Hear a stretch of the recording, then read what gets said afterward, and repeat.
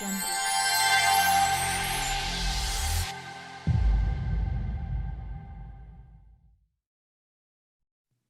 everyone. Welcome to Unstoppable Sisters Rising. I'm your host, Phyliss Francis, and I'm really excited to share this series with everyone to support you with creating money, clients, and wealth, and happiness and joy in your business as entrepreneurs and in your life.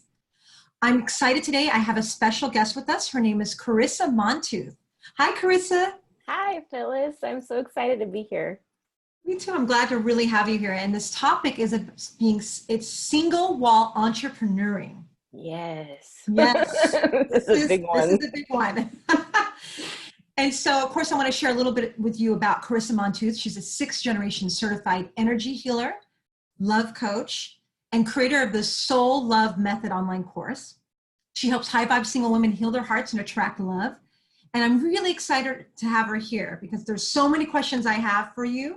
And so those of you watching from UnstableSistersRising.com, please go check out her full bio right there online, and you can see all the information about her because she's got some really interesting stuff. Thanks. So, yeah, interesting stuff. I want to hear more about your journey. How did you become a love coach? How did you get here? So it's kind of funny how you try to kind of outrun your destiny sometimes, but there's just no way to really do that. So I'm from a family of healers on my mother's side, my mom, my grandma, just going back to great-great-great-grandmothers. And I was thinking, I remember being that kind of weird family, and the family that was kind of just regarded as a little weird, like people would come for things, but they didn't want other people to know they were coming for things, that kind of family. So I thought, I'm going to go legit. I'm going to go the academic route. I'm going to get my degree in psychology. I'm going to get my degree in counseling. I'm going to do these things. I'm going to help people still, but through like a legit, method that people that was respectable, right? Yeah. And credentialed and that kind of thing, right? Yeah. So I started to work in community colleges. And I was counseling, and what I found was I would teach these classes for student success. So I'm teaching student success 101, right? And I'm teaching these different classes, and they're all about how to pick out a career based on what your gifts are. And I would teach them based on personality types. And what I would find is different women would come up to me after class. It was always different women who would come to me after class, and they would say, I think when I listen to you talk about personality types, I think I'm this personality type and my boyfriend is this personality type. So how should I talk to him about, getting married or taking this to the next level, or should we break up, or those kinds of things? And what I really was feeling in my soul was what these women are coming for is help with love. And I can't provide it in this setting, but there are things I know I could do to help them. So I stepped out on my own as a love coach. And even then, I was still a little bit trigger shy about bringing in the healing components I knew how to do. And I was still being very much like more along the lines of a dating coach. And probably about 4 clients in, I had a client who definitely needed an energetic healing technique. Yeah. And I asked her, because we hadn't done anything like that yet, I said, I know this thing that I think will really help you. Would it be okay if we did it together? And she said yes, and we did it. And the next session that we had, she said, I don't know what you did, but you need to keep doing that. She's like, why didn't you tell me we could do this sooner? So her whole, everything really changed and shifted a lot for her after that. And she wasn't feeling the emotional pain of the breakup that she had gone through as much as she was prior to the healing work that we did. Right. And she was like, I can remember that I felt it, but I'm not feeling it anymore. I can remember what it was like to feel it, but I'm not feeling it now. I can remember having those thoughts, but I'm not feeling them now. And that was when, for me, I realized, okay, I have my own blocks around identifying myself as a healer and being visible as a healer. Right. And I need to clear those out because there are people that need me to use that, so I need to go out and do that. And that was, I want to say about 4 years ago. And ever since then, I've been just really enjoying getting to help more and more women clear out these things, these blocks Yeah. in their energy and attract love. And it's been really wonderful. Yeah. I mean, and I have questions too about the healing. So you're sixth generation healer, right? Yeah. And what does it mean to be a healer? Like, what does that look like? Because for so many people, it's a word we hear, but it doesn't like ground. Yeah. So, and I think especially it's confusing because we live in this, or we work rather in this space of kind of like coaching, online Right. coaching and things like that. And so it's hard to recognize a distinction between healing and coaching. Yeah. But with coaching, you're kind of giving people advice about what to do. And there's a lot of work about practical steps. There's a lot of like teaching a system. And it's based in kind of a masculine type of an energy that's very linear. It's like you do this, then you do this, then you do this, then you do this, and you get your result. Healing is much more of a type of feminine energy. It's really based in a feminine energy, which is like, I am going to stand next to you in this space, and I'm going to hold a space for you so that no matter what your doubts are, we're keeping a vision together and going to a place together. And when I can see the blocks, sometimes it's not something that our analytical mind can, our intellect can't resolve all of our problems, right? Right. So sometimes I can, because of my background, I can recognize when something is an energetic block, as opposed to just like a thought or a pattern, or I don't know what to do, or you know what I mean? When something is like, it's not because you're on the wrong dating site. It's because you have unresolved grief from your last breakup. We need to work on that. So with healing, it's much more, my role is different. It's much more of like being a safe place and recognizing when I might need to come in and kind of lift you in energy and see the vision of where you're going, even when you can't. So it's a little bit different. Love that. That's so well put, because that was going to be my next question as far as blocks.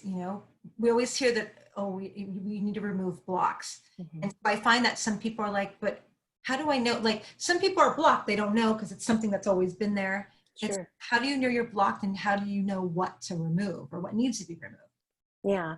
Well, from the result people are getting in their life. So if it's like over and over and over and over again, right? Your life is like this 3D printout of what your beliefs about it are, and also what your energetic wounds are. Yeah. Right. So there's things happening on both levels. There's things happening on like your conscious kind of analytical, logical mind, and there are things that are happening at the level of your subconscious, which we know is super powerful and much bigger, in terms of its like operating power and all of those things in your life. So usually I look for things like the same pattern repeating over and over and over again. Right. The whole insanity concept. Exactly. Like, you keep saying you don't want to date cheaters, but you keep dating cheaters. So right. I'm wondering what's going on here? What's happening here?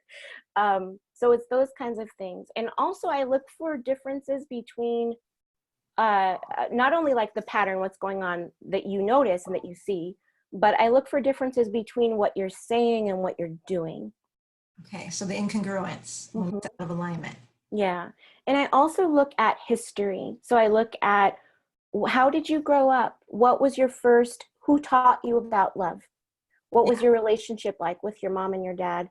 Because that's your number one and number two, right? They taught you what love is, what a relationship's supposed to look like, what you deserve to have. They taught you all of those things. And I also look at sometimes what your religious upbringing might have been, because of the message, sometimes the message that like there's a good force that loves you and there's a bad force that doesn't, gets interpreted like everything happening in my life is this battleground between good and evil. Right. And I'm fearful that evil might win. And so there are things that we need to address. Oh, that's interesting. And I would never have thought of that, but that's it obviously is such a huge part of our life. It's such an extension too of relating. And sometimes women that I work with, especially if they come from more of like a traditional Christian background, they're concerned that I'm going to try to make them not Christians or something like that. And I'm like, that's not what I do. Right. I don't. Is that more the healing, the kind of the woo-woo factor? Are they thinking that it's an occult kind of thing? I think that that's a lot of what it is that, traditional religions kind of teach you to look at alternative healing as something that is, if they're not familiar with it or it doesn't really fit into their exact structure, then they really discourage you from looking at it. You know, like I'll have people pop up in my YouTube channel and say stuff like, "You're a witch," and blah blah blah blah blah. Really? Yeah. That's insane. You're a witch and you're teaching satanic tools, and I'm like, wow, that's a lot to unpack. You know, that's going on with you. But yeah, it sometimes just, what's interesting I find though is that the more that you go back into some of these religions and some of these traditions, my family went to church. Yeah. We were still healers, and people from the church still came to my family for different things. So, and same with mine, you know, it being brought up Catholic, but I have generations of healers too, going back to New Orleans, and very, very spiritual, very healing, but also very Catholic. But the two do blend. I think that healers and religious leaders in some ways have worked together for a long time. It's similar to like a doctor and midwife kind of a relationship, you know? Yeah, that's so interesting. And so when you say, okay, so you're working with helping entrepreneurs, like being single as an entrepreneur, share a little bit more about that, because I have so many single friends, and I don't want to call us middle-aged, but maybe we might be considered that. And I don't know if it's just I'm in Los Angeles, I'm on the West Coast, but I mean, what are you finding out there, and what are the tips you have for people? And is it regional? Is it? You know what? That's a funny question, because I get asked that question a lot, and it doesn't matter where women are. They think that it's where I live. There are no men here. That's what they think. Like if it's, I've worked with clients who are on the East Coast and on the West Coast and in the middle of the country, and they all say, if they're on the East Coast, they say people here are just too cold and uncaring, and they don't. Right. If it's on the West Coast, they say people here are so image obsessed, and it's this industry, and it's that. And it's really, there is no shortage of wonderful men out there. Right. And it's just bringing them into our own experience, you know? Some of the challenges that we have, like I had a client who was in Canada, and she's an entrepreneur, and she was like, there are no Black men in Canada. She was very like adamant that there are no Black men in Canada. And I was like, well, I understand how you feel, but of course there are Black men in Canada. Right. Work to clear that out. And once we cleared that energetically, because her belief was so strong, it became like this law of her life, and it was influencing what she could see. So once we cleared that out energetically, then she could see them. And then the next belief came up, which was they only are attracted to white women. So then we had to clear that out, and then she was able to bring them into her life, Black men into her life who were attracted to Black women. I think that's so important, because you're bringing in some universal spiritual principles, like what you focus on expands. And so we have our view of how we see things, our rose-colored glasses. And I'll tell clients, you know, when you want to buy a white Toyota, you're going to see them everywhere. Everywhere, yeah. It's not like Toyota said, oh, she wants to buy, so we're going to unleash a warehouse for you. Right. It's really that once we've set in mind, okay, this is what I'm looking for. Anytime I see something white, my mind is going to stop, you know, and then I'm going to say, oh, is it a Toyota? Oh, wow, there's like I saw 500 Toyotas today. But it's a consciousness. It is. It's spiritual and it's physiological, right? Because we're activating that part of our brain that is responsible for selective attention. So we're going, notice this because it's important and it matters. Right. But also because we're focusing on it, we're calling it into being on a spiritual level. So it's almost perpetuating, drawing it in the vibration. And that's where you bring in the energy level. If this is the vibration we're vibrating at, then we're starting to attract more of it. So it's like a both, and it's almost like this, what came first, the chicken or the egg? Exactly. You know, building on, each one is building on the other, and bringing it into your experience. Yeah. And I'm so glad we're saying this, because for our Unstoppable Sisters Rising, it's like they can hear, like, this is how the energy affects your reality. Like how, you know, a lot of people say it's from the inside out, right? Our outer reality is a reflection of our inner reality, and how our consciousness can really shape our experience, and then so forth.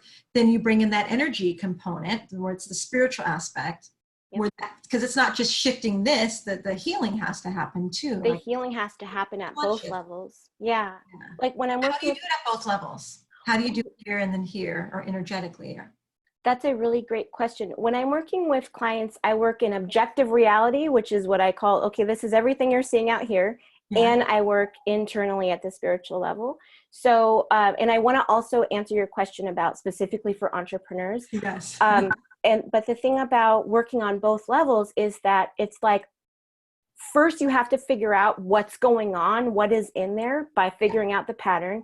And then let's clear the things energetically, which could be things like a cord that's energetically still attached between you and an ex. Yeah. It could be a wound from a breakup. It could be a wound from a family tragedy or a family situation. Let's heal that thing, because that's not in a person's control. That's an energetic or a spiritual thing. Yeah. But it's still functioning in the background. It's attracting things into your energy that match it. Yeah. And then let's bring your focus back on board. So this is, consciously, you can choose what it is that you want to create. And let's clarify your vision about what you want. Let's actually get specific about what it is that you want to create. And so that you'll recognize it when it comes in, not only so that you'll call it in, but so that you'll recognize it when it comes in. One of my favorite things to do with my clients is to do a love list and have them put a lot of description about physical things in the love list, and they always shy away from it. They're like, am I allowed to ask for what I want? Am I allowed to ask for like an attractive, can he look like Idris Elba? Can I put that in my list? You know what I mean? It's like, yes, you can put that in your list, because it's helpful not only for making your order to the universe, but for recognizing when it shows up. Yes. So when you go to work and there's this man here who looks like Idris Elba, you can go, oh my gosh, is this maybe this is my, you know what I mean?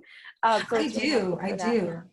And you know what, and I know I'm going to ask another question, but we can't do our thing, but it brings up the list thing. I was watching a video on your site about the whole like list thing. So when I wrote my list before I met my husband, I was one of those where it was like 7 pages long. Specific. And then of course I had the caveat, this or something better for the highest good. So absolutely. Open. But I know you talk about some people are very short, some people are very long. And I'd love for you to share a little bit about what you say. Sure. Well, if you look at the Center for Marriages and Families, right, they have statistics about compatibility. And they talk about the 4 most important areas of compatibility. And I translate that because I always like to look at data because of my academic background and like meld that with spirituality and what I know about healing and manifestation. Yeah. And so I look at that and I say, okay, these are the 4 areas that you need to have compatibility in, or divorce is very likely. Right? Yeah. So a lot of times when you're writing a love list, you're thinking about things like, I want him to kiss like this, and I hope that he makes 6 figures, and he needs to be taller than me, and these kinds of things, which are great things, but they don't touch exactly on the compatibility issues. So I make sure that women focus there first, and the compatibility issues are things like not only physical appearance, but sexual compatibility. Yeah, I was going to ask you, what are the 4? Yes, sexual compatibility and physical appearance is one. Another one is family and children. So being on the same page about having kids and about how you're going to raise kids. That's a big one too. Also the way that your 2 families connect together. Yeah. So one of the things that I suggest for my clients to do is to say, I am a favorite in his family and he is a favorite in mine. Yeah. Because that can cause big problems if that's not there. Yeah. And so there's physical and sex, there's marriage and family, there is money and lifestyle. And that's where you are saying, you're talking about your own abundance mentality and having someone who matches that. Because a common question I get there is, if I'm kind of broke, can I ask to attract a wealthy soulmate? And the thing about that is just getting on the same level for an abundance mentality. So being a good steward of the money you have right now, you don't have to have that money that he has. Right. You have to, your mentality has to match it, so the energy matches there. Yes, and energy, and on the healing too, because there's a lot of work with the money stuff too. So much is there. That can be generational. Absolutely, it can go back really, really far. Yeah. So money and lifestyle is the 3rd one, and then the last one is religion and spirituality. And what I find is that a lot of times that's where my clients are skimpy in their love list. So they might have 15 or 20 things in every other category, and then they'll get to religion and spirituality, and they'll be like, believes in God and is tolerant of other religions. And I'm like, that is cool is it all right for you if he's a Satanist? Right. And they'll say, no. And I'll say, then put down, not a Satanist. You know, because what I've found is that because of the way that we talk about God, and people's reluctance to talk about God because of triggering an uncomfortable association, or like an image of a punitive God or something like that. People use the word God and the universe interchangeably. But what I've found is God, it's better to think of it like the way you think of your spirit and your body. So God is the spirit and the universe is the body of God, right?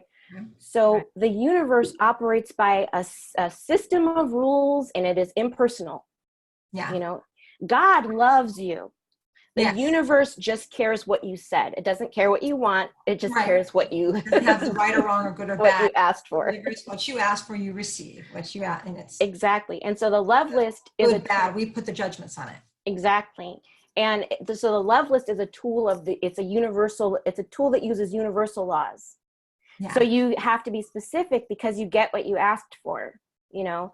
No, what do you say about the people that say that it should be positive focus, and so don't focus on what you don't want, focus on what you do want, or do you feel it matters? It definitely matters.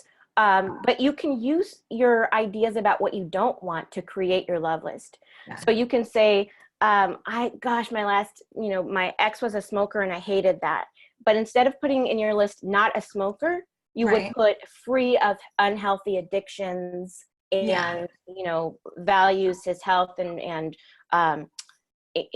exercises, goes to doctor appointments, you know, takes care of his body. You know what I mean? You'd put those. Totally. Okay. Yeah. So I want to hear your point of view. And then, so what do you say about single while entrepreneuring? Yes. Okay. So one of the big things about that is that, and there's such a big, it's such a switch. It's such a gear switch to go from working in your business to love, to dating. Very masculine. It's different energy. Yeah. It's totally different energy. Generating. In your business, you can make stuff happen. And with love, you have to make it welcome. So those are different. Love that. You know? Welcome. Yeah, you don't make love happen, you make love welcome. So that's a switch in mindset for entrepreneurs, because we're used to like, I'm just going to hustle my butt off and I'm going to make this thing happen. I'm going to make it work. And the way that translates into relationships, or into dating rather, is that we sometimes get into a situation where someone's on a date with us and he doesn't know it, but he's on a job interview right now. Right. And he's on a job interview that like he didn't know he didn't ask. Right. You know, he wasn't expecting, he didn't get the questions in advance. He's like, I thought we were just going to get to know each other. And it's because a lot of female entrepreneurs, we're very conscious of our time being used in the most effective and efficient way as possible. So if I'm sitting here with you on a date, this needs to be going somewhere, because I could be writing a blog post right now. I could be creating a launch right now. I got clients to get back to. I've got an email that needs to be, you know what I mean? So we're like, if I'm here with you, this should be going somewhere, right? And so you work with the energies of the feminine and masculine energy, and when to kind of receive versus generating. When to switch, and little things that you can do, little just everyday kind of rituals that you can do to move into your feminine before you go out on the date. So little things like, stopping to take a bath, not because like you didn't shower, but because it's a pause where you can be reflective and you come out renewed, and you're like, okay, now I can move into another mode. You know, a lot of times we just try to go from thing to thing to thing to thing to thing, and then we're bringing the same energy into each different thing, but we need a transition between those things when we go into the next thing, and something to mark the transition. And bathing is such an important ritual for that, because it does mark a transition. It's like, this came before and now this is coming after, and I'm consciously and intentionally changing my energy and bringing another part of myself into this new situation. So we can do that really consciously, you know, on purpose. And another thing is like, kind of along the same lines, is like, don't wear your power suit to your date Right. So, like, your power suit is awesome for the meetings and it makes you feel super confident, and wear the heck out of it in the meeting, do that. But Yeah. when you go into the date, it's not about, establishing a power dynamic. It's just about getting to know the person. And it's not even about figuring, it's not even like about this, it's about getting to know someone. There's a really big difference between dating and relationships. And dating Yeah. is just, we're getting to know each other. I don't know who you are. It's not, I'm committing to you or I expect you Yeah. to commit to me. Yeah. It's, I want to get to know who you are. And then after time has passed, we will decide if we're going to commit to each other and a relationship, you know? Yeah. Yeah, it's just kind of and I've also noticed that entrepreneurs tend to do this thing that I call dumping your purse out on the table, which is like, we go into a relationship, a dating relationship, and we think, okay, I'm just going to put it all out there because I have been Right. burned before and I don't have a lot of time, and I'm just going to be real with you. So here's what's going on. I don't want to waste a lot of time. I've had people, do this, and that to me.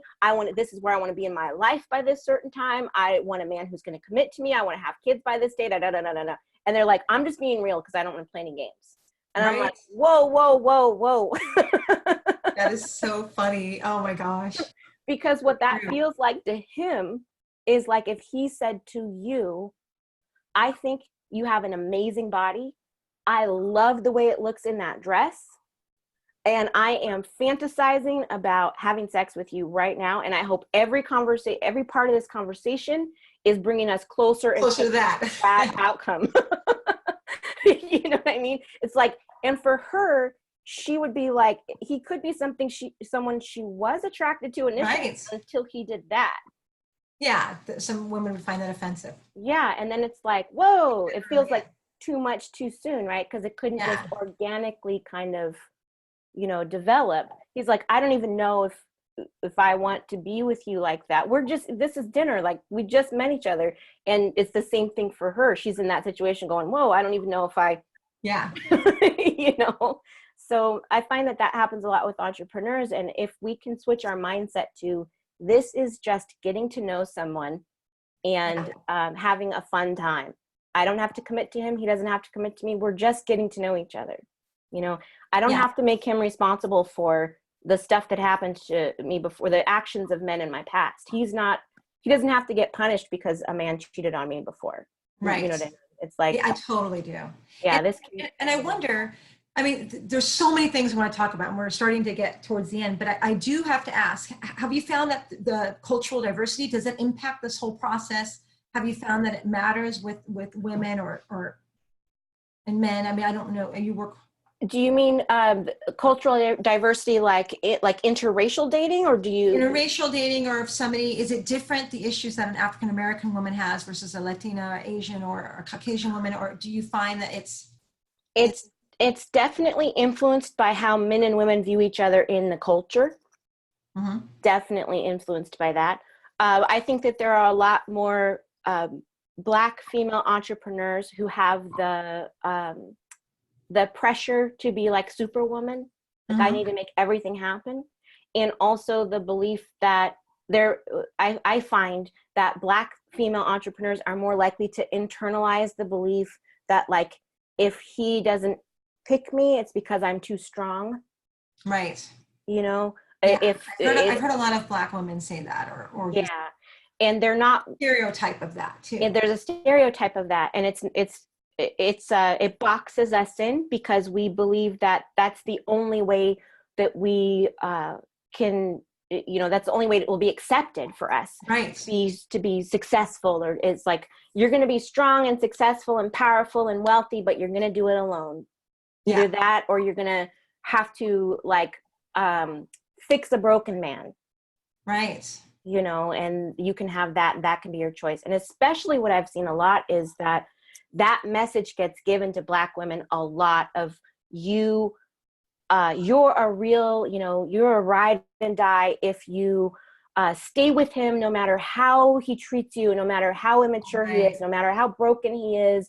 If you stick with him, then there's going to be you're a real one. And there's going to be a point where that's rewarded. He rewards you by deciding to marry you. And, Right. and it's like, that is so unhealthy and so just twisted and backwards and broken, because it's like, we're not here to do that. We're not here to